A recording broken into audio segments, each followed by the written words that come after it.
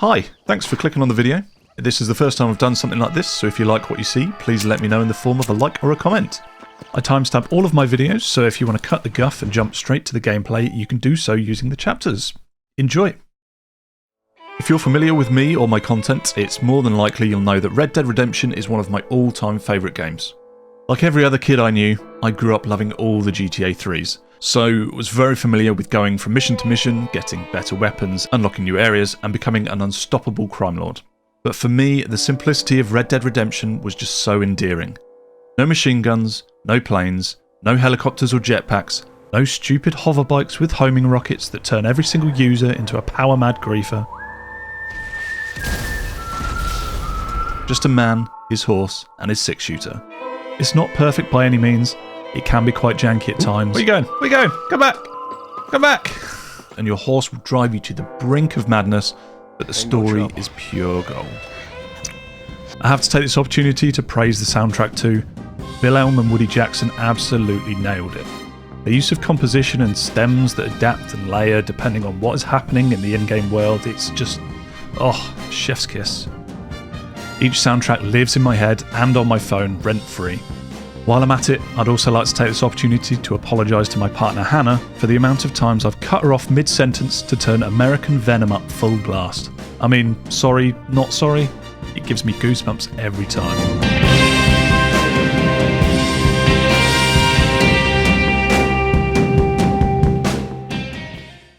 I've played through the whole game multiple times on my trusty Xbox 360, which is how I played the series on the channel. Insert cheeky link here. Red Dead Redemption has been re-released multiple times since its original launch in 2010, first on PlayStation Now and PlayStation Plus in 2016, then again on the PS4 and Nintendo Switch in 2023. Surely it was only a matter of time. With Red Dead Redemption 2's huge success, a PC release was inevitable. On October 29th, 2024, Red Dead Redemption was released on Steam, and obviously I bought it straight away. Finally, using a mouse and keyboard on my favourite game, it was going to be epic. But I couldn't just play through it again. I had to make this time special. So how do I show the world how much this game means to me?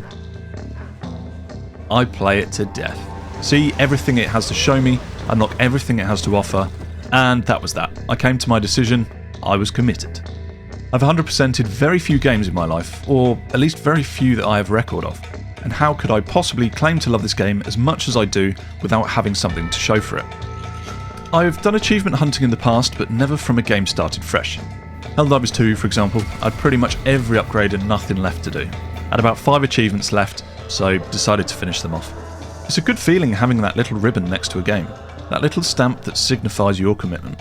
The idea was a little daunting at first. I had no idea how long it would take, but then when you enjoy a game that much, it's never really a chore. The original release of Red Dead Redemption had a total of 48 achievements, with subsequent DLC adding another 47. This totalled a whopping 95 achievements. Unfortunately though, this release of the game has no online multiplayer, so all of the achievements tied to the online mode in the original release of the game have been omitted. This isn't a small amount either, 44 achievements had to be removed.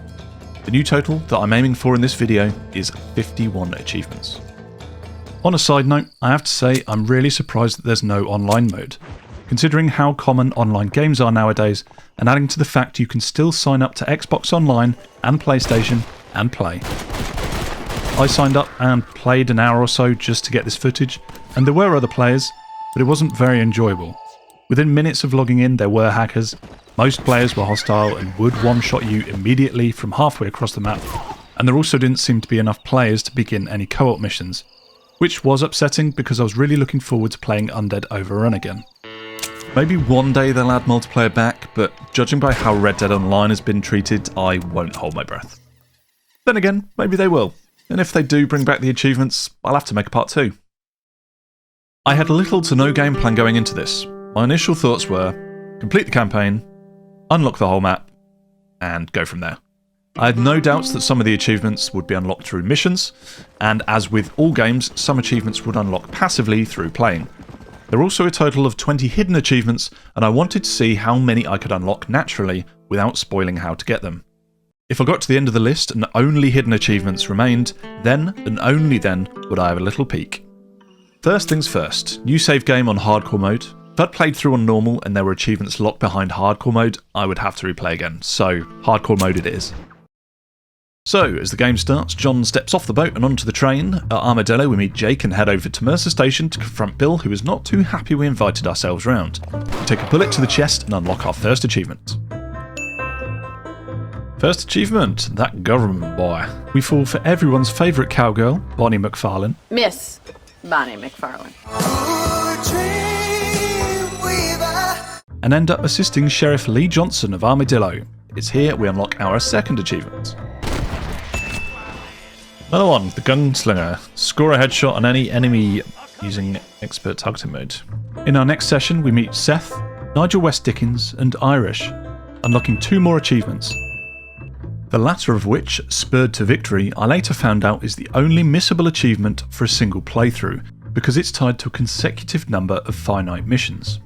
We flush Bill out of Fort Mercer to earn our third campaign-related achievement, Land of Opportunity. We then head to Mexico with Irish, where we unlock another achievement. We meet the infamous gunslinger, Landon Ricketts, and somehow end up getting involved in a war between the Mexican army, led by Allende, and his lackey, De Santa, and the rebellion, led by Abraham Reyes, followed by Laura. Louisa.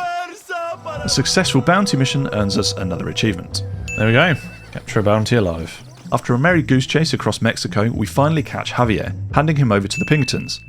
Then it's off to Escalera, where we get another achievement for blowing this guy's head off in memory of Luisa. Rest in peace. We help Reyes overthrow Allende, who then throws Bill under the bus. No more fancy words. Completed an appointed time. Our job isn't finished there, and back in Blackwater we're tasked with hunting down our former mentor, Dutch van der Linde. A semi-successful mission leads us to know his whereabouts, earning us another achievement for our troubles. While defending McDougal from Dutch's men, we're awarded another achievement for mass murder. Ooh. We then head with the army into the mountains and finally confront Dutch, who, after a long and hard life, decides it's time to throw in the towel.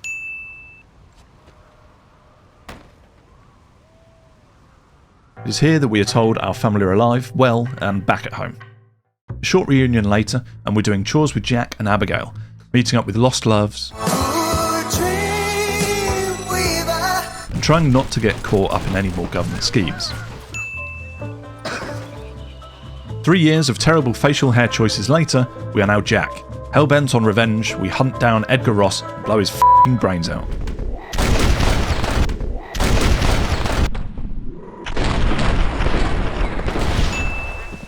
Whee! Look at him flip-flop. With the main campaign concluded, we had a grand total of 15 achievements unlocked. It was now time to start grinding. As Jack... No, wait, that's not right. As John, we would now be focusing on specific achievements, primarily focusing on the ambient challenges as well as incomplete stranger missions. As mentioned before, some achievements would be unlocked by playing. Achievements such as In a Hail of Bullets required me to kill 500 enemies with a revolver. As long as I used a revolver from now on, it will eventually unlock. Other achievements, like killing one of every animal species, if I kill everything I see, then eventually it should unlock. To get those revolver kills up, we focus on clearing every gang hideout. We get 3 more achievements by completing these in Austin Overpowered, Instinto Asesino, and Evil Spirits. We then head up into the mountains of tall trees to hunt some bears for the barely legal achievement. Over at Thieves Landing, we purchase some cloth to unlock the elegant suit before kicking ass at Liar's Dice. Thank you very much. You won. No dice. Complete a game of Liar's Dice without losing a single die. In the next session, we complete one of my favourite achievement references and start a fight in every saloon. Making movies, writing songs, and fighting around the world. To rest up after some bar brawl fisticuffs, we enjoy the leisurely pastime of horseshoes in an attempt to get a shoe in one. Was that not a ringer, you son of a bitch?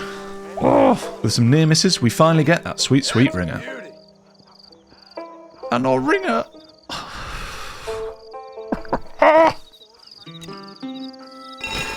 There it is. What about hand grenades? Get a ringer. While working our way through the ambient challenges, I came to a bit of a wall trying to complete the Sharpshooter rank 10. This one required us to disarm 6 enemies without reloading or changing weapon. This was not as easy as it sounds, as most weapons have a chamber size of 6 to 12 bullets. A few misses and this needed restarting. Does that count? 'Cause technically I killed him. Doesn't count. Needs to be shot out with their hands. Okay. My safest bet was to splash out on the Evans repeater, which holds 22 bullets. A quick trip to the gunsmith, and not only did we walk away with the Evans repeater, but an achievement to boot. Exquisite taste, purchase a rare weapon from a gunsmith. So we got that as well. We continued to grind at disarming enemies, finally completing the challenge and earning us Frontiersman for obtaining legendary rank in any ambient challenge. Jeez, that was tough. Continuing to focus on the ambient challenges, we go treasure hunting until we eventually run out of maps and obtain legendary status in this challenge too. We pop down to the local shop to sell all our gold, earning ourselves another achievement. More than a fistful, 10 grand, there we go. With our newfound fortune, we splurge out on the most expensive weapon in the game, the explosive rifle, as well as the Kakano rifle and the Mauser. Continuing with the never-ending slaughterhouse that is Tesoro Azul, we axe a few questions, being rewarded with another achievement.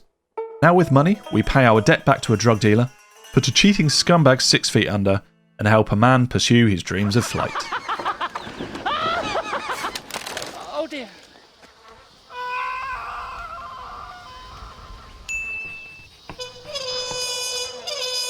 We then focused on the achievement Buckin Awesome, which requires us to break 3 horse breeds, the Kentucky Saddler, the American Standard Bred, and the Hungarian Half-Bred.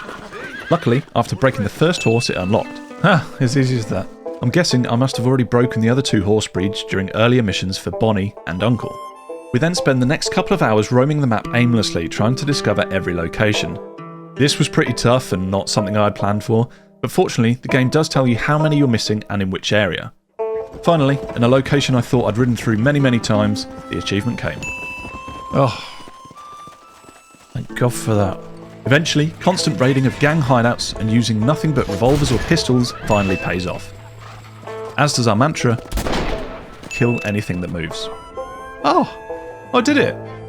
Unnatural selection, kill one of every animal species in the game. Remembering another achievement, possibly my least favourite, we proceed to chase the buffalo herd across the Great Plains, one by one, picking them off until... Manifest Destiny, kill the last buffalo in the Great Plains. After wiping out such a noble beast, it only feels right we wipe out a less noble beast. The next achievement we aim for requires us to use a pardon letter with a bounty of more than $5,000, which is a lot of money in this game.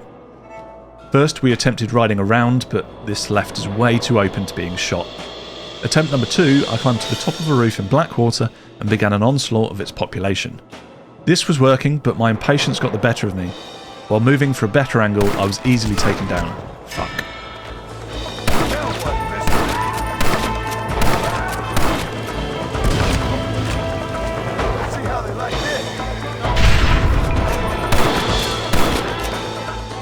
$40 more.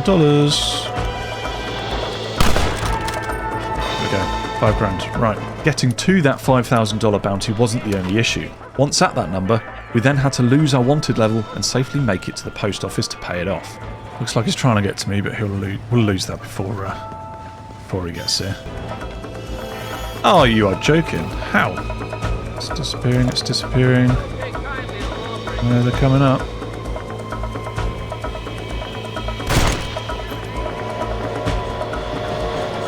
Okay, the wanted goes really quick now, so I guess that's because they're all gone. Okay, let's go. Go, go, go! What's the telegram? It's right there, isn't it? Is that the telegram? No, horse, you're too slow. Get out of the way. Give pardon letter. This letter should clear my bounty, right? Friends in high places, use a pardon letter with more than $5,000 bounty. Excellent. Next we aim for the achievement Mowing Them Down, which requires us to kill 500 enemies with a mounted weapon. At first I thought I'd sit at the top of El Presidio and use the cannon as waves of law come at me, but getting the law to chase me seemed more of a challenge in itself. This might take a while. I then tried replaying missions that I remembered had mounted weapons, but this didn't add to the total number. Lost for how to proceed, and for the first time in this challenge, I had a little Google. As it turns out, there is a mounted machine gun on a rooftop in El Matadero, as well as a steady flow of NPCs who ride through. Now this took a while. I knew there were achievements that were going to be grindy. This took nearly a solid hour of murder before it finally unlocked. Excellent. I think that is one of the rarest Yeah, there we go. So it's only just rarer than this hidden achievement. I knew from the beginning that there would be some achievements that just weren't possible as John. In order to continue playing as him, the save file I was playing from campaign-wise was saved just before his final mission. Unbeknownst to me, the game locks you into John's rancher outfit just before this last mission. I guess this is to prevent John looking stupid in his final moments. This left me with several achievements I now had to complete as Jack. I wanted to savour as much time with John as possible, so continued plucking away at that 100% stat by catching all bounties in each state, winning every minigame across the land. Give me an ace, give me an ace. Get in. Completing night watch missions, unlocking the last outfits, break a horse at each stable, finishing the remaining stranger missions, so on and so forth. And that was that. With all we could do as John complete, it was time to say goodbye again. Now as Jack, we could complete some outfit options that were unavailable before. Buying the scrap material in Blackwater meant we'd completed the US Army uniform, which meant we could now complete the Master Exploder achievement. With great satisfaction, we once again blew away Agent Ross, making sure even his dental records couldn't identify him.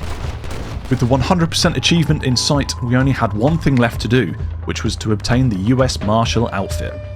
This was unlocked by clearing all US gang hideouts in 24 in-game hours, so IRL about an hour. The explosive rifle made short work of this, and soon we had that last outfit, and finally, the 100% stat. Oh, did it? Wait. So does that mean I didn't actually need to do the ones in Mexico? I guess US Marshal. United States Marshal, yeah, there you go. Now adorned with a gentleman's attire, we were able to enter the high-stakes poker. Now, I am an awful poker player. Something about it just doesn't click with me. I think out of all the achievements, this took the most time, and it was infuriating. Well, I'm all out of chips. A big man like you could do whatever he likes. All right. My plan was to bluff people, but this did not work. All in. In fact, the only reason I think I got this achievement was pure persistence and luck. And even then, I didn't realise I'd won until I did. Give me that straight. Please give me that straight. Well, fuck it, we're all in. All in. Here we go. All in. I'll call. Very wise, mister. What do I have again? Well, All right, Missy. doesn't surprise What do I have again? What do I have? Let's see now. I'm a very good lover, sir. And just how I don't know about that. 3 of a kind.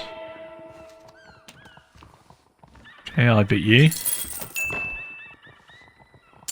Oh, yes. Times change real quick, but the I don't have to play this stupid fucking game anymore. It's been a pleasure, gentlemen. Goodbye.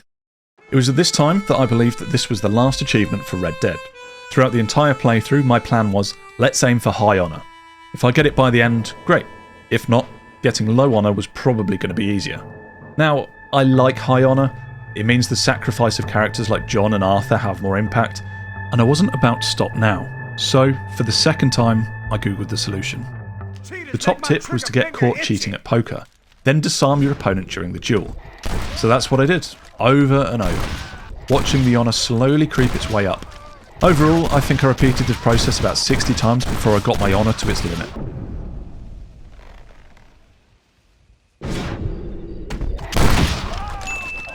Howdy. Man of honour, chivalry's dead. Here we go. You are a legend of the West and your name is known across the country. Crimes now only add half of their value to your bounty. Wowee. With Red Dead complete, it was time to start Undead Nightmare. Back at home with Abigail and Jack, and things seem normal. Something has come over Uncle, but putting some common sense back into him in the form of a shotgun slug seems to have done the trick. But now, Abigail and Jack are also acting a bit odd. Tied up and safely locked away, we head to Blackwater for answers. It's not much safer here as the dead have taken over. We clear out the surrounding zombies, and a quick chat with the locals leads us to 2 suspects, Seth and Nigel West Dickens. As thanks for saving Blackwater, we are awarded our first achievement in Undead Nightmare. We head to other nearby settlements, clearing Manzanita Post, the Pacific Union Railroad Camp, and Thieves Landing. We find Seth, who seems to enjoy the recent turn of events a little too much, and tells us that burning graveyards might do the trick. Heading over to McFarlane's ranch, we clear out the undead, which unfortunately for our true love includes her father. Now, in Armadillo, we assist Sheriff Lee Johnson once again to locate his deputies. Making a swift journey across New Elizabeth, we clear out more towns and a few graveyards along the way. We manage to tame War, the first horse of the apocalypse. We meet up with Nigel West Dickens, whose zombie repellent does quite the opposite. A quick trip into the mountains for a Sasquatch hunt lands us another achievement. Oh, 6 years in the making, find and kill a Sasquatch. After collecting some flowers for Nigel, he rewards us with a blunderbuss and another achievement. Ah, judge a man by the. Such an OTT weapon, I love it. We assist the US Army, which helps us gain access to Mexico. As it turns out, Mexico isn't any better off. We help save Mother Superior and a few more settlements. We then stumble across and break our second horse of the apocalypse, Famine, before heading to Casa Madrugada. Here we bump into Landon Ricketts, who seems to be enjoying himself. We assist Mother Superior again, who informs us that this curse is a result of Reyes. We earn another achievement before riding across Mexico to Bad Voodoo by creeps. In Escalera, we find a zombified Reyes and a girl who claims to know how to fix the curse. Travelling beneath Escalera, we fight hordes of zombies before finally putting the spirit back to rest, ending the nightmare. Back at home, Abigail and Jack have returned to their former selves, and life continues as normal. Unfortunately, it seems as though Seth felt far more comfortable in the land of the dead, stealing the mask and starting the curse all over again. We awake, a zombified corpse ready with our horse Death to continue achievement hunting. We focus on the ambient challenges, starting with the Undead Hunter challenge. Kill bears with a torch. If you know, you know. No! While hunting, we find the fourth and final horse of the apocalypse, Pestilence. Working our way once again across the map, we save every town in need, earning spinning plates. Spinning plates have every territory saved at the same time. Back to the Undead Hunter challenge, and we're on the lookout for the Chupacabra. We ride across Mexico and back twice, and we are gifted with its presence. Such a majestic beast. A few zombie kills later, and we are awarded with another achievement, before finally finding and breaking the unicorn, receiving yet another achievement.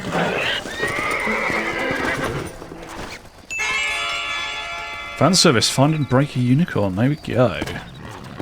Nicely done. Bye, horse. We are now down to the final 3 achievements.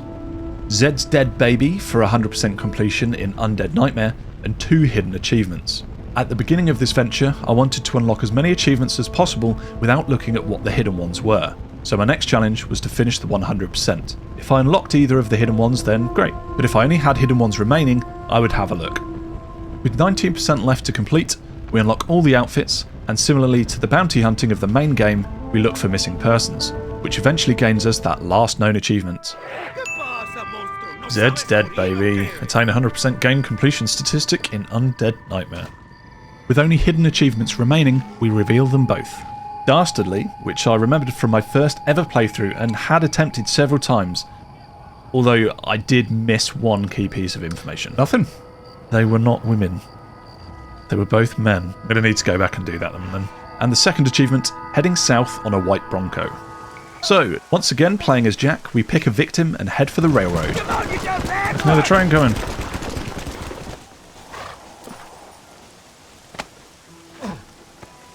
Faster, faster, faster.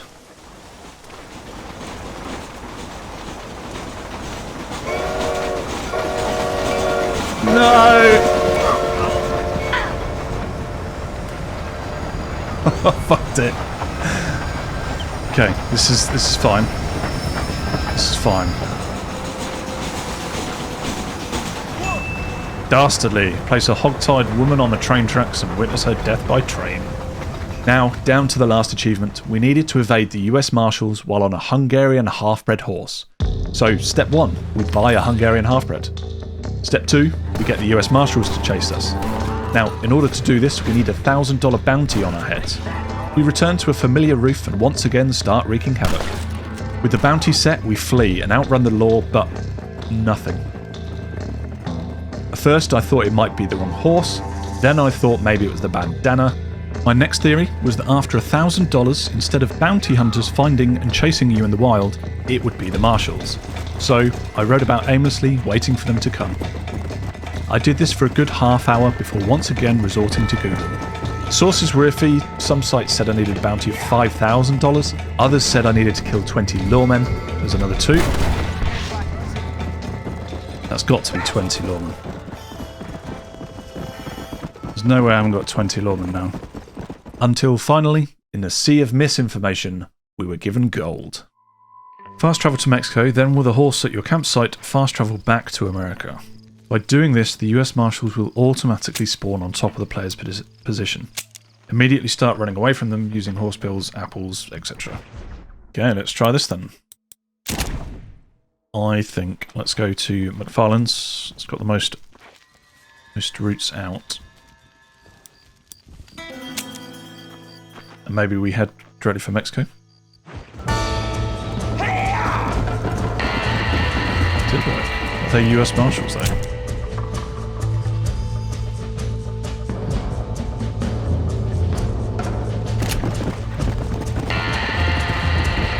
Didn't say they're US Marshals. Didn't say anything.